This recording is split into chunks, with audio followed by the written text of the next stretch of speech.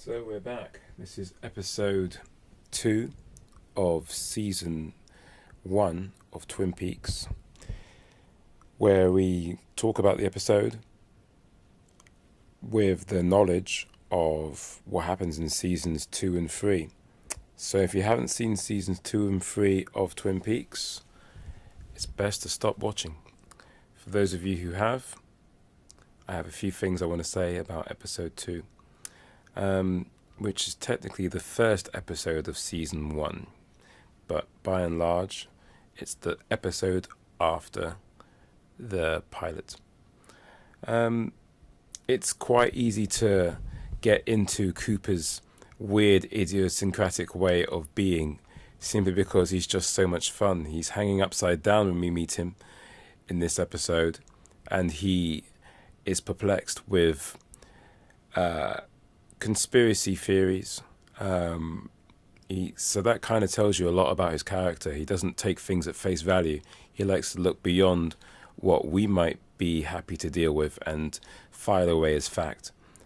He's a searcher, and unlike any other detective before him in fiction, his primary device is intuition, and we'll come back to that point, I think, in the spoiler video for the next episode, which is Zen, or the How to Catch a Killer. What else is there about this episode that I like?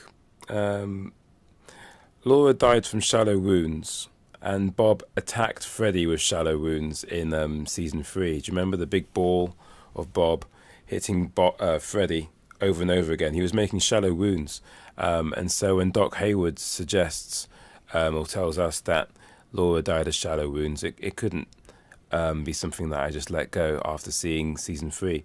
I'm not going to make a big conclusion out of it. I will say that perhaps Lynch and Frost are so aware of the mythology of Twin Peaks that they can give us these little tidbits and enable the story writers and us to come up with our own theories as to how they all join together, if indeed they do. Then again, there is no objective truth if we're going to go by what these people have said about how they write stories. So another little observation there. I've got here on my phone notes, so if I'm looking down, it's not because I'm shy about talking to you guys. Far from it. I'm just trying to figure out what I've actually written down. Okay, so it says, the juxtaposition of all the various storylines is masterful to rewatch. Who has the other half of the necklace? Leo's blood-stained shirt, the burgeoning romance between Donna and James. I think that there are various trappings of soap opera that Lynch and Frost had to work within, and some of them brought joy, some of them gave us parts of season 2 which are frankly embarrassing from what I remember. And I actually did think when I was watching season 3 and the strange calamitous adventures of Dougie E, that there was a bit of season 2-itis going on, but I was wrong. I think season 3 does pay off quite well. But yeah, there's quite a few different trappings of soap on there on the horizon for season 1 and moving into season 2 based on what I've seen in this episode. It's nice to, refresh one's mind as to what Twin Peaks actually was. Okay, so lovely to watch the show without having the overwrought mythology getting in the way. It seemed very cut and dry before season 3, but there was a very, very simple way of thinking about the Lodge, a very simple way of looking at the potential of what could have been the White Lodge according to Major Briggs. But once you watch season 3, there's so many different rules that have been applied. Seeds, doppelgangers, tulpas, Diane, and who she is.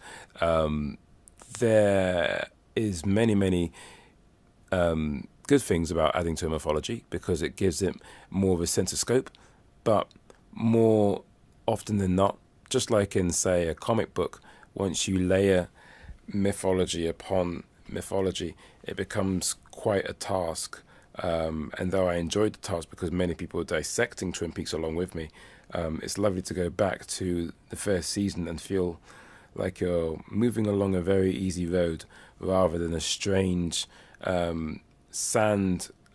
quicksand with various different strange edibles layered among it. You can't eat these edibles, but they do look great in the distance. Strange metaphors aside, Laura tells Dr. Jacoby about a mystery man. Is she talking about Cooper, the man from her dreams? It's been so long since I've seen season 1 that I can't remember who the mystery man is, according to the mindset of the writers of Twin Peaks season 1. So who knows? Maybe that'll be answered sooner or later. For some reason, I'm thinking of Leo. For some reason, I'm thinking of Jacques Renault. Maybe there was some liaison that Laura found herself part of when it comes to the goings-on at One-Eyed Jack's, and maybe that's our mystery man. But it's tempting to believe that our mystery man is none other than Dale Cooper, who was able to go back in time and, assist Laura in going back into a different reality.